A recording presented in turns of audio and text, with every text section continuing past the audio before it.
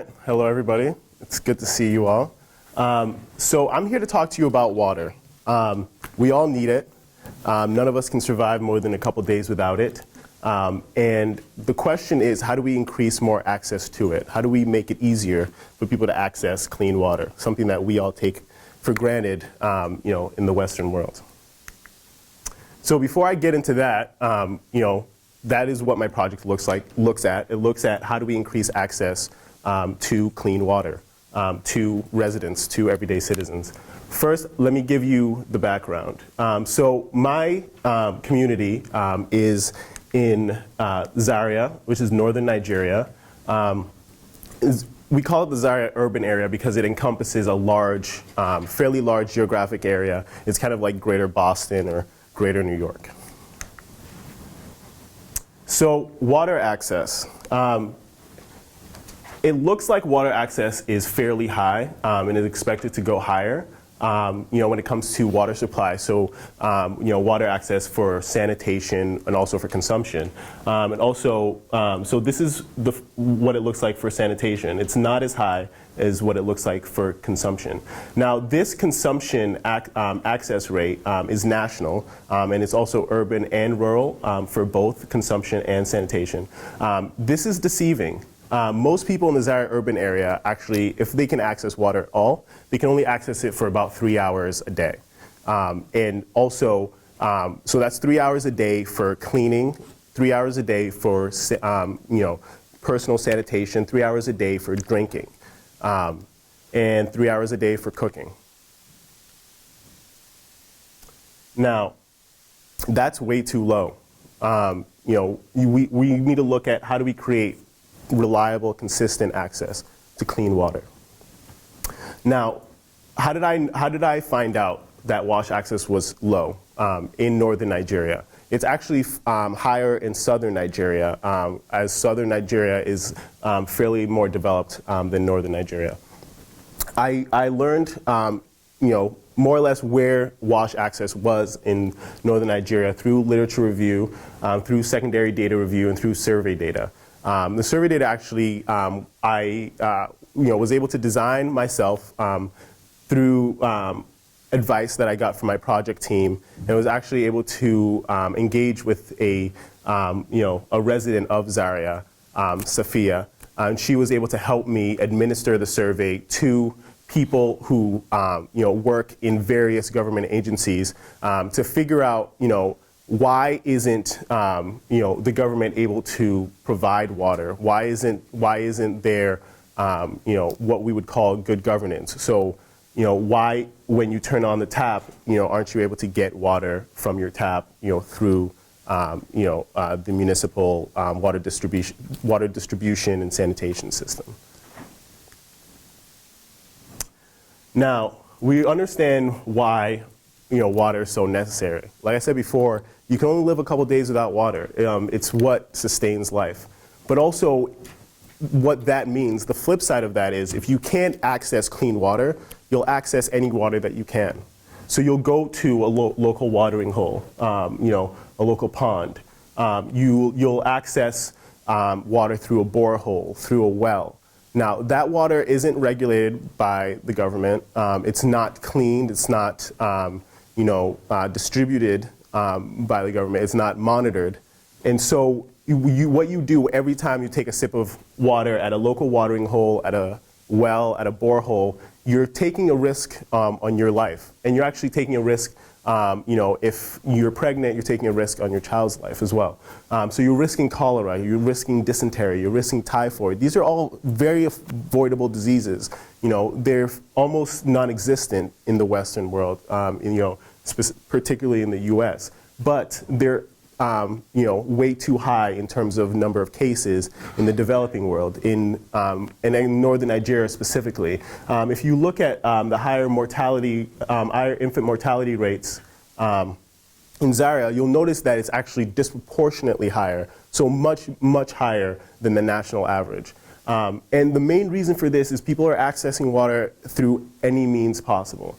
And then, if you take a larger perspective, kind of look at it from a macro scale, there are major economic consequences that are being experienced by Zaire urban area residents, but also Zaire urban area itself. So for ZUA residents, they're spending an inordinate amount of time in hospitals, seeking medical assistance, assisting a family member or friend who's seeking medical assistance. They're also taxing already fragile medical system. One that needs a lot of improvement, needs a lot of help, but they're taxing those limited resources to seek medical help. And when you're in a hospital bed, when you're in a hospital room, you're not working. You're not making money for your family.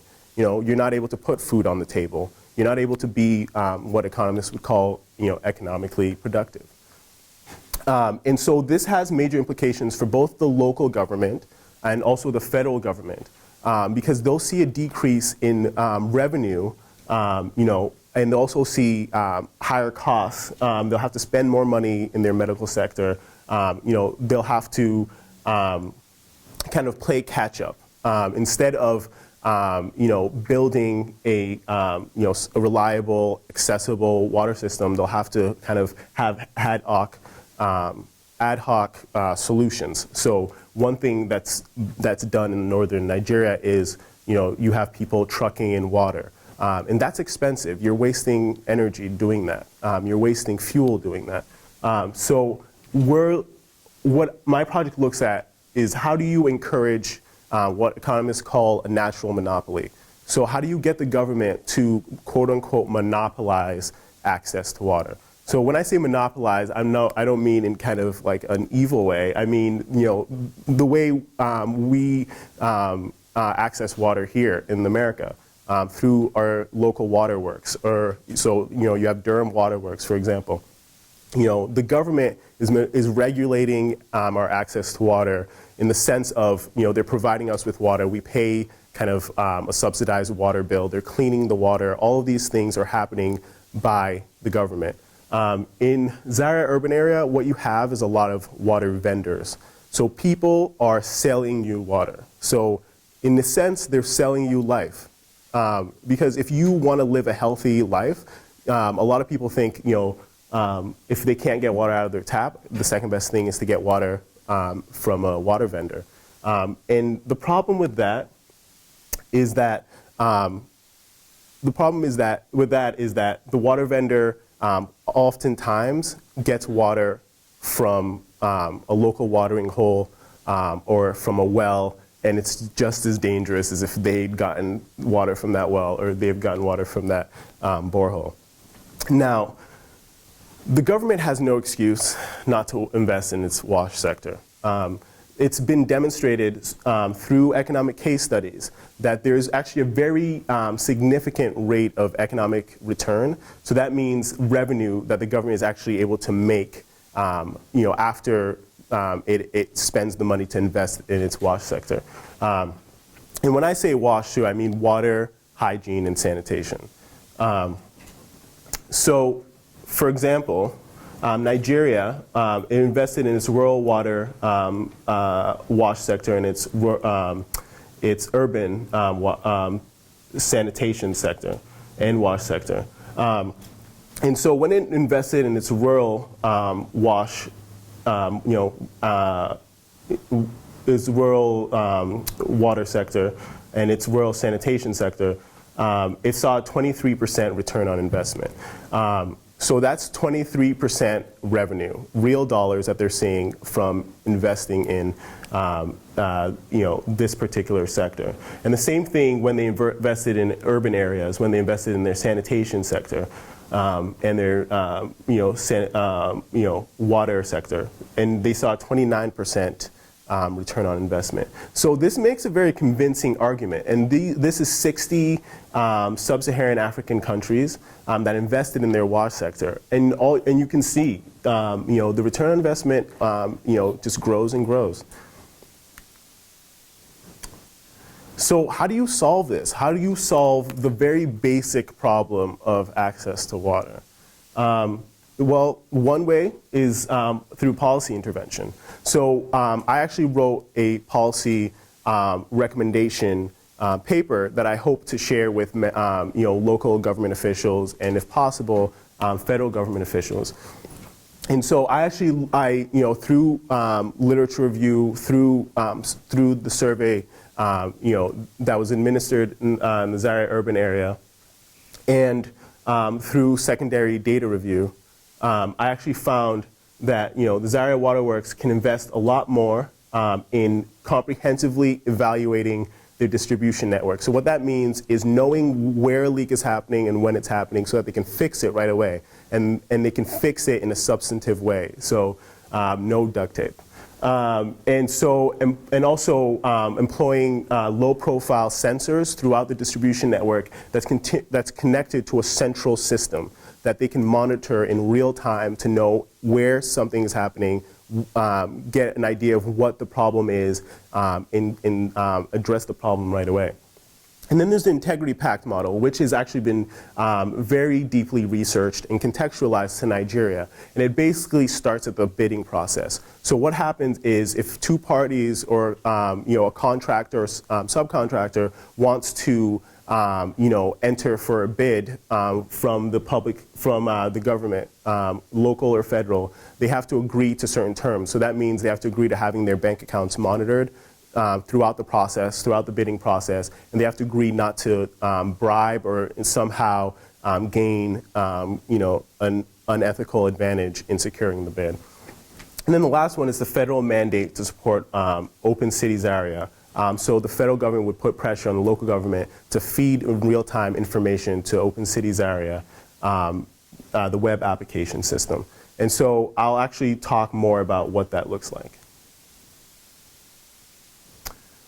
So it's where I'm at right now with Open Cities Area is a wireframe. So it's the foundation on which I'll create a functional site and through which I actually hope through the course of my dissertation to be able to create a pilot study and to be able to actually see what it looks like on the ground, how people can engage with it, how it makes sense in the context that in the community that I'm interested in working in. So why is Open Cities Area, why is it a possible solution? It's a possible solution because of these two numbers. So in February of 2015, 142.4 million people had active mobile subscriptions, cell phone subscriptions. So that's people with cell phones, smartphones, maybe a tablet. In 2013, the World Bank found that 73 of every 100 citizens had a cellular subscription. That's a huge resource that could be leveraged to keep an eye on the local government when it comes to public infrastructure projects. So, Open Cities Area wireframe. If you allow me, I'll show you kind of how far we've come in the process. So this is actually to provide citizens in the community a platform to be able to pressure, monitor, and make transparent the process by which local governments can have better or more efficient water services, because currently it does not exist. It's pretty bad. Yeah, it's pretty bad. So when a Zaria urban area resident wants to log in, this is the page they'll see. They'll be able to find out really quickly who we are, what we do, and why we do it, or they'll be able to register, and they'll register by the neighborhood that they're from. So it's a very localized effort. People don't feel like they're part of this huge kind of effort. They feel like, okay, I'm looking out for my neighborhood. I'm looking out for the project sites in my neighborhood. I want to improve things in my neighborhood. So once they log in, this is what they see. And so, Nigerians are actually quite active on Twitter. So this is kind of a familiar platform for them. The differences are they'll have kind of a GIS system, so that's Geographic Information System, and that'll show them kind of the overview of the whole Zaria urban area community, and then they'll have a more localized system of their neighborhood, a more localized GIS map of their neighborhood. And they'll be able to kind of upload pictures in real time up here, and kind of upload observations in real time, either using a smartphone or texting to a number that then would automatically upload their observation or their picture to this site. And so the way it works is they can kind of cross-reference, what do they actually see on the ground, and what does the timeline or proposal say that's supposed to be done by this time. They can kind of compare and contrast and see, okay, is the government, keeping up to its word and actually progressing in the manner that it said it would. And also, they have, you can see up here, actually, let me scroll up. So this is the larger site. Then they can go to their neighborhood group, and it's a more localized forum where they can talk with people in their neighborhood about what's going on in their different project sites. This would also be led by a leader that would kind of do a lot of coordinating and would also have a personal computing device, and they would have monthly meetings where they would kind of touch base on where people are at, how the observation is going. And so this is where the project is right now. Finally, okay. So, okay. I can go next. So lessons learned. Start developing working relationships very early because there's a lot of kinks to work out. People have varying schedules, people are busy. And if you want to be productive, as soon as possible, I need to start developing partnerships and working with stakeholders as early as possible. I need to also identify possible challenges earlier so I can identify ways to overcome those challenges or adapt to those challenges. Also, future considerations for my project team.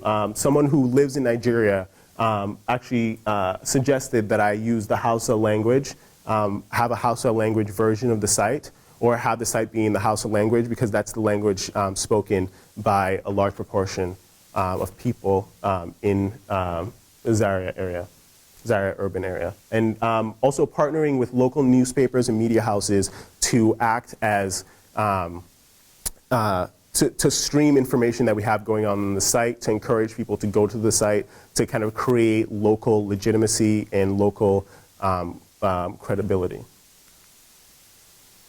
And these are my works cited. Yeah, a lot of reading. and a lot of reading, interviewing, and reviewing data. And so I'd like to thank the following people who on my project team. Sophia was indispensable in giving me kind of the local, with my eyes on the ground. And yeah, I owe her a lot. And she helped me out a lot with administering the surveys. Keinde, he is actually studying to be a lawyer, so he acted as my legal counsel. It was very helpful in navigating like what would this look like if you were actually going to roll it out within a certain municipality, within a certain city. And Sean, IT consultant, was very helpful in connecting me with people and giving me an idea of what this project would look like if once I move towards making it a functional site. And my parents, Dr. Funcha and Bola Afolayan, who were more than encouraging and kind of helped me stay focused and helped me keep moving forward. And faculty and staff at MacDip who were very helpful, very encouraging throughout the whole process. Questions?